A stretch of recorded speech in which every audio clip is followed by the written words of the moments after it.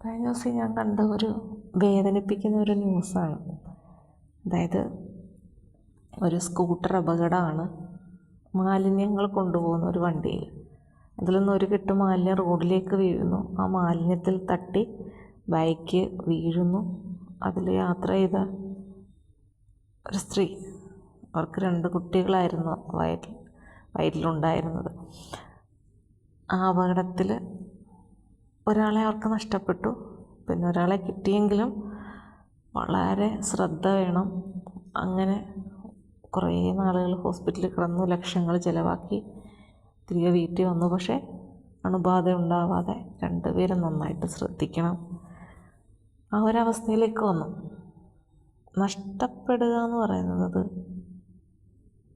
വലിയൊരു വേദനയാണ്. നമ്മുടെ കൂട്ടുകാരെയോ ഇപ്പം ലവറിനെയോ ഒക്കെ നഷ്ടപ്പെടുമ്പോൾ ഉള്ള ഒരു ഫീല്, അതിനപ്പുറത്തേക്ക് നമ്മുടെ ഉള്ളിലുള്ള ഒരു ജീവൻ അതില്ലാണ്ടാകുന്നു.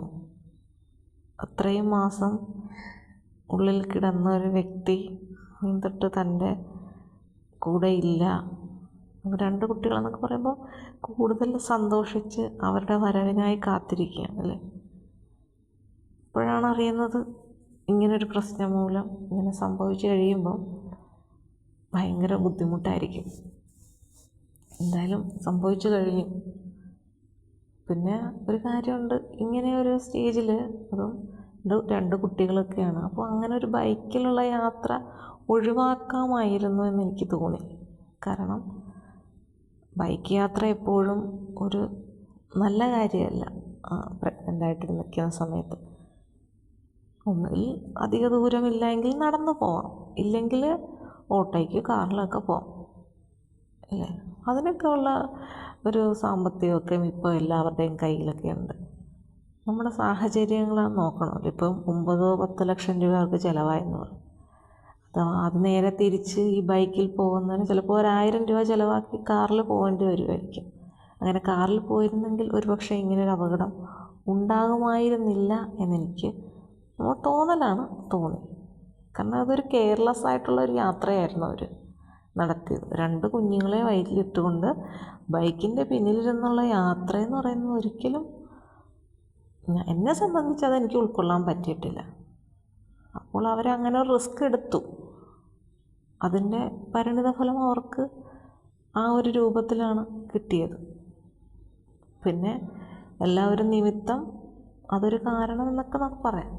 ഇത് പറഞ്ഞപ്പോൾ വായിച്ചപ്പോഴും എനിക്ക് പെട്ടെന്ന് തോന്നിയത്, നമ്മൾ പലപ്പോഴും ഇങ്ങനെ ഹൈവേയിൽ യാത്ര ചെയ്യുമ്പോൾ നോക്കണം, വലിയൊരു വണ്ടി, അതായത് ഇവിടുത്തെ അല്ല തമിഴ്നാട്ടുകാരുടെ വണ്ടി ആയിരിക്കും, ഈ വേസ്റ്റ് സാധനങ്ങളാണ്, ആക്രി സാധനങ്ങൾ എന്ന് പറയുമ്പോൾ നിറച്ച് വലിച്ച് വാരി കെട്ടി കയറൊക്കെ ഇട്ട് കെട്ടി വെച്ചിട്ട് അവരിങ്ങനെ പോവാണ് നമ്മുടെ മുന്നിൽ. അപ്പം ഞാൻ ഓർക്കും, എവിടെയെങ്കിലുമൊക്കെ എന്തെങ്കിലും ഒന്ന് തട്ടുകയും മുട്ടുകയൊക്കെ ചെയ്ത് ഏതെങ്കിലുമൊക്കെ സാധനങ്ങൾ അടർന്ന് വീഴും. പുറകെ ബൈക്ക് യാത്രക്കാരുണ്ടെങ്കിൽ അവർക്കാണ് ഇതൊക്കെ കൂടുതൽ പ്രശ്നം ഉണ്ടാക്കുക. അപ്പം ഇങ്ങനെയൊക്കെയുള്ള വണ്ടി വരുമ്പോൾ മിക്കവാറും ബൈക്ക് ഒക്കെ ഒരു സൈഡ് പിടിച്ചിങ്ങനെ പോകും. ചില ഈ ലോറിക്കാരുണ്ട്, അവർ നടുക്കുന്ന് മാറുന്നില്ല, സൈഡ് തരത്തേയില്ല.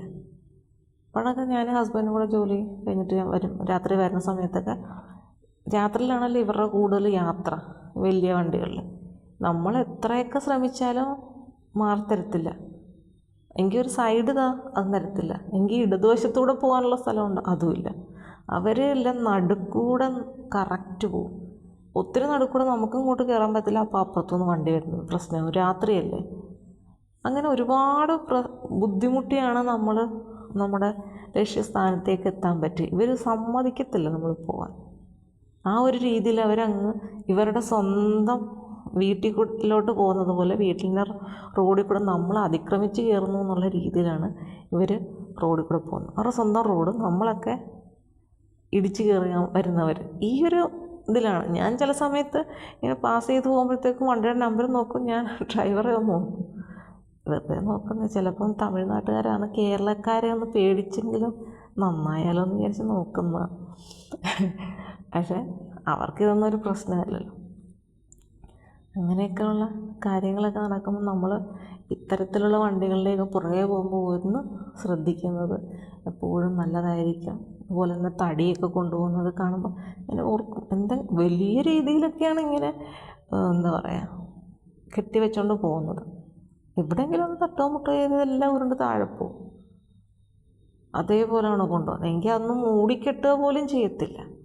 അവരിൽ അതിനുള്ള സാധനങ്ങളില്ലായിരിക്കും. അതിന് അത്രമാത്രം ചിലവും വരില്ല. വേണമെന്ന് വിചാരിച്ച് നടക്കും, പക്ഷെ ഒന്നും ചെയ്യത്തില്ല. അവരിങ്ങനെ മല പോലെ ഇങ്ങനെ വെച്ചുകൊണ്ട് ഇങ്ങനെ പോകും. എത്ര ഗട്ടറുകളിൽ അവർ ചാടുന്നുണ്ടായിരിക്കും. എന്നാലും എന്തായാലും ഇതെല്ലാം അപകടകരമായ കാര്യങ്ങളാണ്. ശ്രദ്ധിച്ചാൽ എല്ലാവർക്കും നല്ലത്, അല്ലേ?